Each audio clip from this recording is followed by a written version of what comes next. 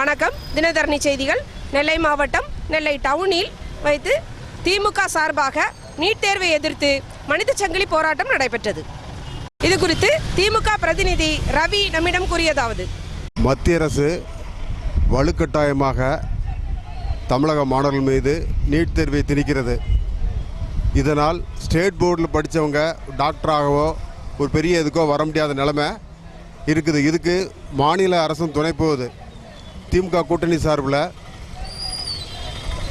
தளபதி உத்தரவின் பேரில் அனைத்து கட்சி கூட்டணி கட்சி சார்பில் இதுக்கு மனித சங்கிலி இதை எதிர்த்து போராடிட்டு இருக்கோம்.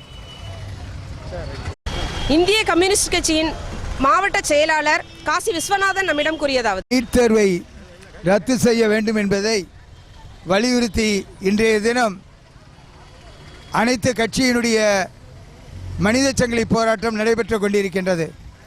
நெல்லையிலே ஆயிரக்கணக்கான மக்கள் பின்னணியிலே நின்று இந்த மனித சங்கிலி போராட்டத்தை நடத்தி கொண்டிருக்கின்றார்கள்.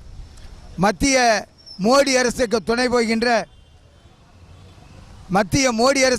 போகின்ற தமிழ்நாட்டு அரசு எடப்பாடியினுடைய அரசும், எடப்பாடிக்கு எதிராக நான் நிற்கிறேன் என்று சொல்கின்ற ஓபிஎஸ்னுடைய கூட்டமும், ஓபிஎஸ்க்கு எதிராக நிற்கின்றேன் என்று சொல்கின்ற டிடிவி தினகரனின் கூட்டமும் இன்றைக்கு இதை பற்றி எதையும் பேசவில்லை.